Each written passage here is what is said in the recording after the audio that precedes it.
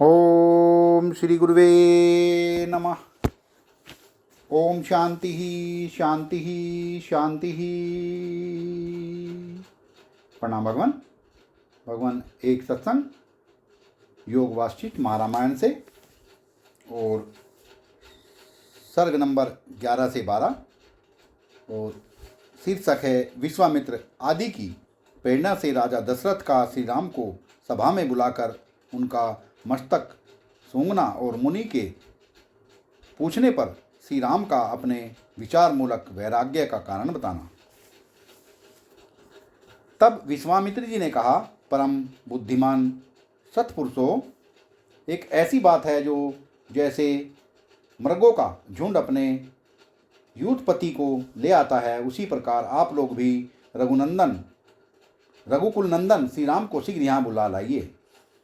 श्री रामचंद्र जी को यह मोह न हो तो किसी आपत्ति से हुआ है। श्री रामचंद्र जी को यह मोह न तो किसी आपत्ति से हुआ है और न किसी आसक्ति से ही। वे विवेक और वैराग्य से संपन्न हैं, अतः उन्हें मोह नहीं बोध ही प्राप्त हुआ है। जो महान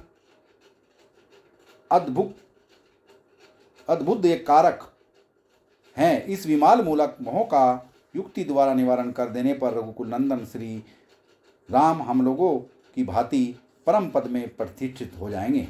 हमारे उपदेश से वास्तविक बोध का उदय हो जाने पर श्री रामचंद्र जी अमृत पिए हुए पुरुष की भांति सत्यता, त्रिकाल अबाधित ब्रह्म रूपता, मुदिता, परमानंद स्वरूपता, प्रज्ञा अर्थात अपरिछिन्न ज्ञान रूपता को प्राप्त होकर विश्रांति सुख से संपन्न, संताप शून्य शरीर से हष्टपुष्ट और उत्तम कांति से युक्त हो जाएंगे। फिर तो मन में अपनी पूर्णता का अनुभव करते हुए मान्य श्री रामचंद्र जी अपने वर्ण और आश्रम के अनुसार प्राप्त होने वाली व्यवहार परंपरा का निर्बाध रूप से पालन करने लगेंगे। वे महान सत्गुण के से युक्त तथा लोकव्यापी निर्गुण सगुण रूप पर ब्रह्म परमात्मा के ज्ञान से संपन्न हो जाएंगे। उन्हें सुख दुख की दशाएं नहीं प्राप्त होंगी। वे मिट्टी के ढेले, पत्थर और स्वर्ण में कोई भी अंतर नहीं देखेंगे।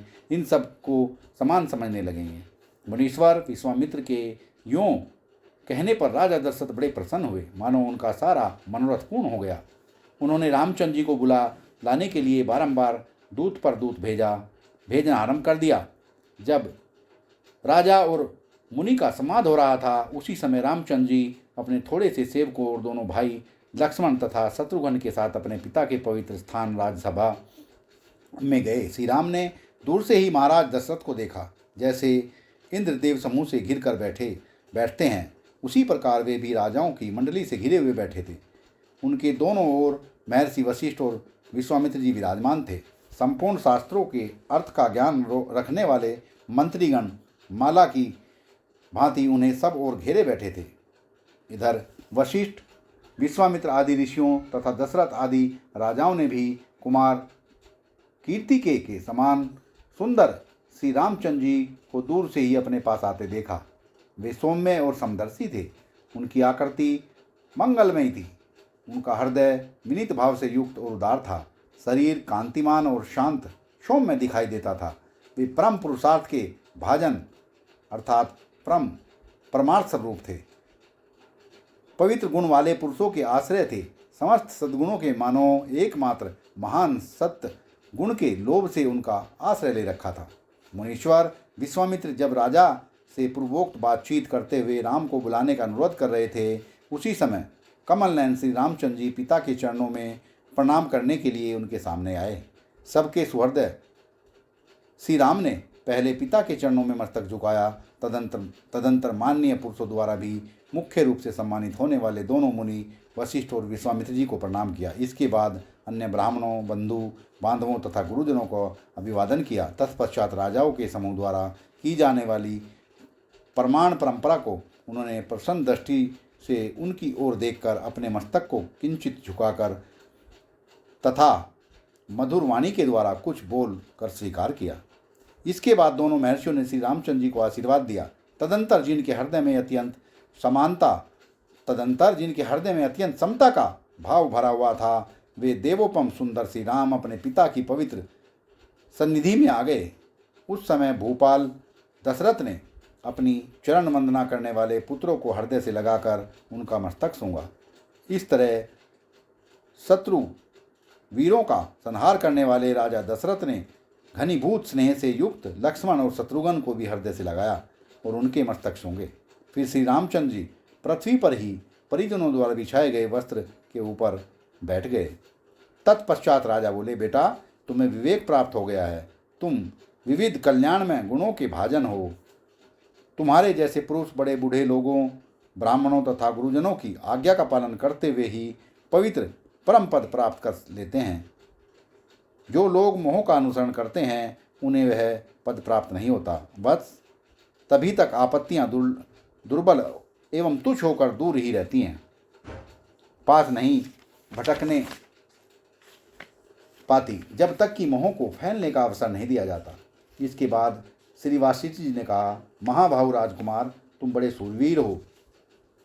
तुमने उन विषय रूपी शत्रुओं पर भी विजय पाली है जो दुख की परंपरा के उत्पादक तथा बड़ी कठिनाई से नष्ट होने वाले हैं। ऐसे प्रभावशाली होने पर भी तुम अज्ञानी मनुष्यों के योग्य विक्षेप रूपी अगणित तरंग मालाओं से युक्त तथा आवरण रूपी जड़ता अर्थात जल रूपता से सुशोभित होने वाले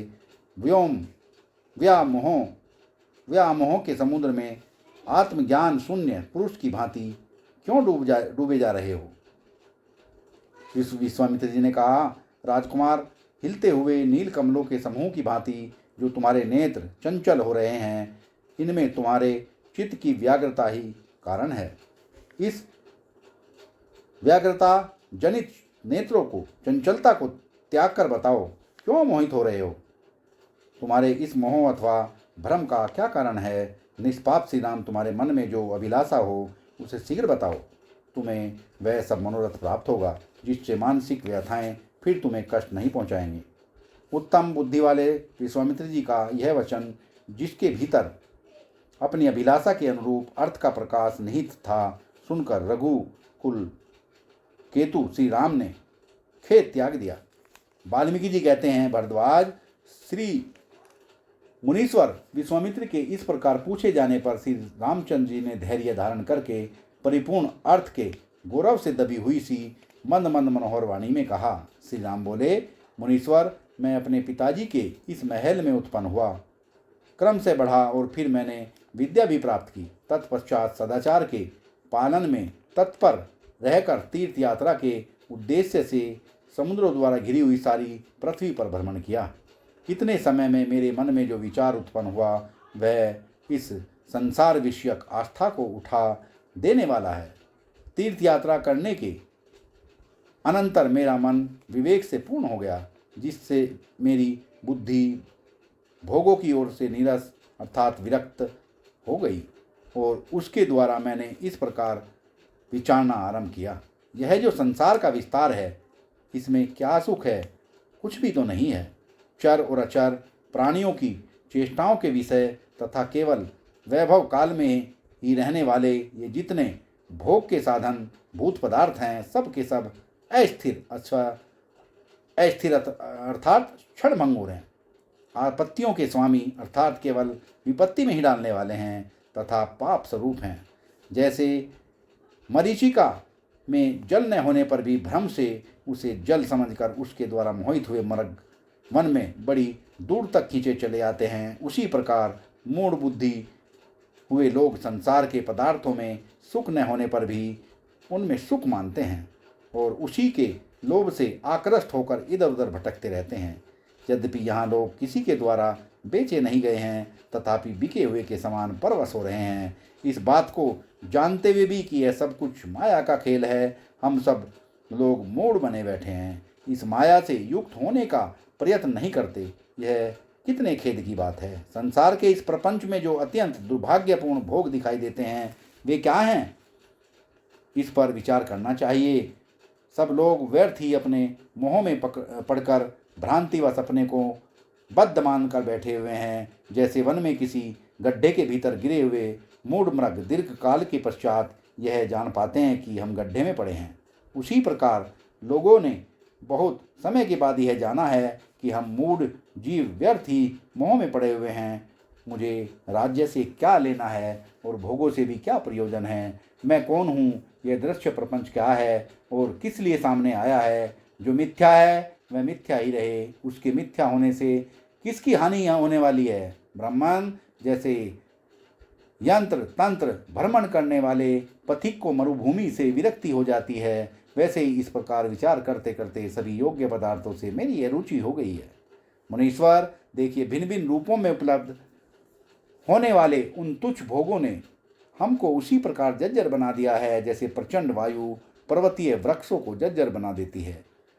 सब लोग अचेतन से होकर प्राण नामधारी पवन से प्रेरित हो व्यर्थ ही शब्द उच्चारण कर रहे हैं, जैसे कीचक नामक बास अपने छेदों में हवा भरकर के बांसुरी की सी ध्वनि करने लगते हैं। संसार की संपदाएं तथा सबकी मंजना संसार की संपदाएं सदा सबकी वंदना करती रहती हैं। ये मनुष्य की मनोवृत्ति को मोह लेती हैं, उनकी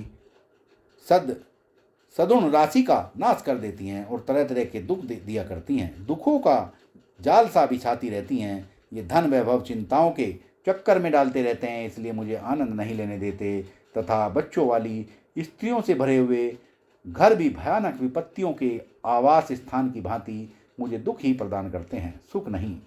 मुझे जैसे बांस और तिनकों से आच्छादित गर्त में गिरने के कारण प्राप्त होने वाले क्षुधा पिपासा आदि दोषों का तथा बंधन आदि दुर्दशाओं का विचार करते रहने से बंधे हुए हाथी को कभी सुख नहीं मिलता, उसी प्रकार देह आदि पदार्थों की क्षणभंगुरता के कारण उनमें अनेक प्रकार के दोषों और दुर्दशाओं का स्मरण करके मेरे मन को भी शांति नहीं मिल रही है। अज्ञान रूपी रात्रि में तीव्र मोह रूपी कोहरे से लोगों की ज्ञान रूपी ज्योति के नष्ट हो जाने पर दूसरों को दुख देने में परम चतुर विषय रूपी सैकड़ों चोर हर समय और प्रत्येक दिशा में विवेक रूपी श्रेष्ठ रत्न का अपहरण करने के लिए जी जान से लगे हुए हैं। युद्ध में उन्हें मार भगाने के लिए तत्वज्ञानी पुरुषों को छोड़कर दूसरे कौन से सुबट समर्थ हो सकते हैं? तत्वज्ञानी ही उनको नष्ट करने में समर्थ हैं, दूसरे नहीं। सत्संग को विराम देते हैं भगवान, आगे का सत्संग कर लेंगे। प्रणाम भगवान।